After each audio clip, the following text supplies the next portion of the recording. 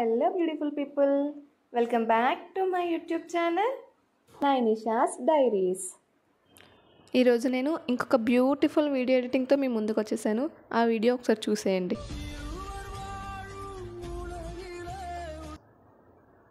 Copyright వస్తుందని music అక్కడక్కడే play చేస్తున్నా.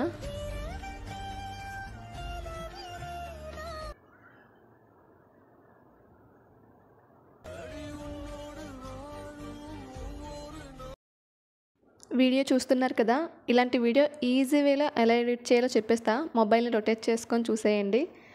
దానికోసం ముందుగా మీ ఫోన్లో ఇన్సర్ట్ అనే యాప్ని ఓపెన్ చేసుకొని వీడియోలోకి వెళ్ళి న్యూలోకి వెళ్ళి ఒక 5 ఫొటోస్ సెలెక్ట్ చేసుకోండి. 5 ఫొటోస్ సెలెక్ట్ చేసుకొని వాటిని మిడిల్లోకి వచ్చేటట్టుగా జూమ్ చేసుకొని పెట్టేసుకోండి. ఇప్పుడు మ్యూజిక్లోకి వెళ్ళి ఈ వీడియోకున్న మ్యూజిక్ని సెలెక్ట్ చేసేసుకోండి. సో దట్ ఆ మ్యూజిక్ ప్లే అవుతూ ఉంటే మనకి ఫోటో ఎంతవరకు ఉంచాలో తెలుస్తుంది. మ్యూజిక్ని ప్లే చేస్తూ ఫస్ట్ లిరిక్ ఎంత ఉందో అంతవరకు ఫోటోని, అంటే లిరిక్ టైం బట్టి అక్కడ మనం ఫొటోస్ని ఉంచుకోండి. ఒక్కొక్క లిరిక్కి ఒక్కొక్క ఫోటో మారేటట్టుగా చూసుకోండి. మన ఫోటో సెలెక్ట్ చేసేసుకున్నాము. ఇప్పుడు వీడియో స్టార్టింగ్కి వచ్చేయండి.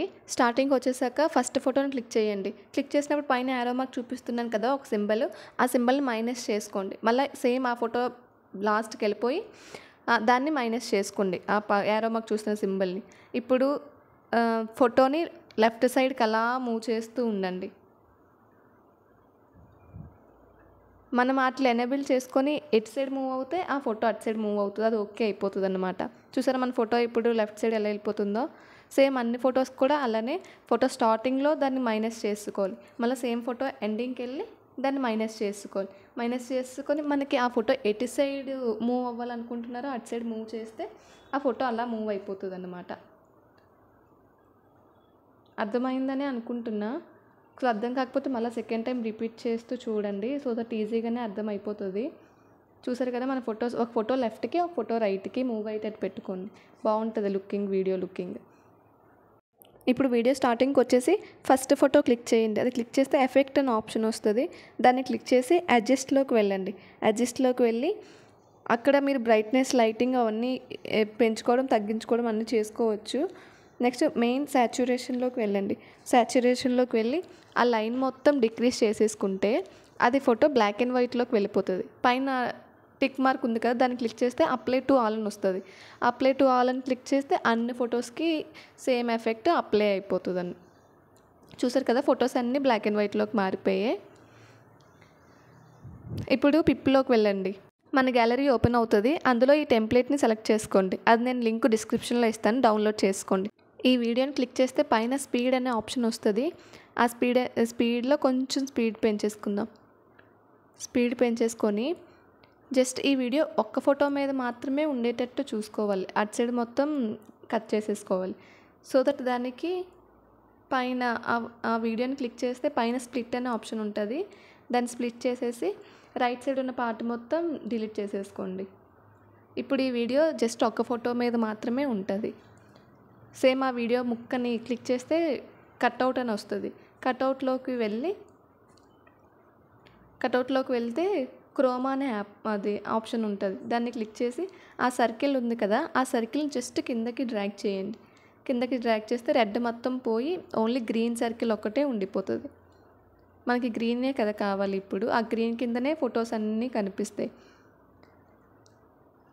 ఆ గ్రీన్ లైట్ని కొంచెం ఎక్కువ పెద్ద సైజ్ చేసేసుకుందాం. ఇప్పుడు ఇది ఒక్క ఫోటో మీద మాత్రమే ఉంది కదా, దాన్ని క్లిక్ చేస్తే ఆ వీడియో ముక్కని క్లిక్ చేస్తే డూప్లికేట్ అనే ఆప్షన్ ఉంటుంది. ఆ డూప్లికేట్ ఆప్షన్ని ఒక 4 టైమ్స్ క్లిక్ చేస్తే సేమ్ ఇందాక వచ్చింది కదా గ్రీన్ కలర్ లైట్ సర్కిల్, అది అన్ని ఫొటోస్ మీదకి అప్లై అయిపోతుంది. సో దట్ మనకి సపరేట్గా చేసుకోకుండా ఒకసారి చేసుకోవడం వల్ల అన్నిటికీ ఈజీగా చేసేసుకోవచ్చు. అంతే. ఇప్పుడు దాన్ని ఎక్స్పోర్ట్ చేసేసుకుందాం, మన గ్యాలరీలోకి వెళ్ళిపోతుంది. ఇప్పుడు సెకండ్ టైం మళ్ళీ యాప్ ఓపెన్ చేసుకొని న్యూలోకి వెళ్ళి ఫస్ట్ బ్లాంక్ ఓపెన్ చేసేసుకుందాం. ఆ బ్లాంక్ని ఒక 30 సెకండ్స్ పెట్టేసుకోండి. ఇప్పుడు మళ్ళీ పిప్లోకి వెళ్ళి ఇందాక మనం డౌన్లోడ్ చేసుకున్నాం కదా, ఎక్స్పోర్ట్ చేసుకున్నాం కదా, ఆ వీడియోని ఇప్పుడు సెలెక్ట్ చేసుకోండి. చూసారా ఇందాక ఇది మనం ఎక్స్పోర్ట్ చేసుకున్నాం కదా ఆ వీడియో, దాన్ని మిడిల్లోకి వచ్చేటట్టు డ్రాగ్ చేసేసుకోండి. డ్రాగ్ చేసేసుకున్నామా? ఇప్పుడు మళ్ళీ పిప్లోకి వెళ్తే మన గ్యాలరీ ఓపెన్ అవుతుంది. ఇందాక ఫొటోస్ సెలెక్ట్ చేసుకున్నాం కదా, సేమ్ అదే ఆర్డర్లో ఫొటోస్ అన్నీ సెలెక్ట్ చేసేసుకోండి. ఫొటోస్ సెలెక్ట్ చేసేసుకొని బ్యాక్గ్రౌండ్లో గ్రీన్ ఉంటుంది కదా, ఆ గ్రీన్ కనిపించకుండా సెకండ్ టైం సెలెక్ట్ చేసుకున్న ఫొటోస్ని జూమ్ చేసుకోవాలి.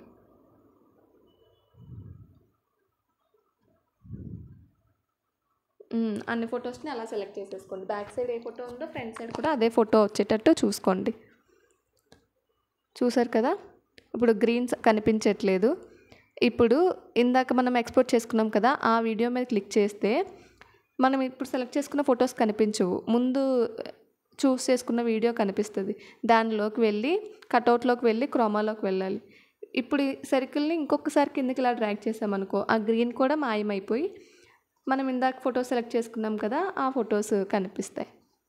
కొంచెం కన్ఫ్యూజన్గా ఉందేమో అనుకుంటున్నా, బట్ రిపీటెడ్గా చూడండి, ఈజీనే, అర్థమవుతుంది. ఫస్ట్ టైం విన్నప్పుడు కొంచెం కన్ఫ్యూజన్గా అనిపించవచ్చు. ఇప్పుడు పిప్లోకి వెళ్తే మెటీరియల్ అని ఉంటుంది ఆప్షన్, అందులోకి వెళ్ళి కిందకి అలా వెళ్తే మ్యూజిక్ స్పెక్ట్రమ్ ఉంటుంది, దాన్ని సెలెక్ట్ చేసేసుకుందాం. సెలెక్ట్ చేసుకొని కిందన పెట్టేసుకుందాం డౌన్ సైడ్. అంతే, మన వీడియో రెడీ అయిపోయింది. దాన్ని ఎక్స్పోర్ట్ చేసేసుకో. నెక్స్ట్ ఇన్సర్ట్ అని వాటర్ మార్క్ ఫ్రీ రిమూవల్ చేసేసుకోండి. యాడ్ ప్లే అవుతుంది, ఇది లోగో పోతుంది. ఎక్స్పోర్ట్ చేసేసుకుంటే మన గ్యాలరీలోకి వీడియో వచ్చేస్తుంది.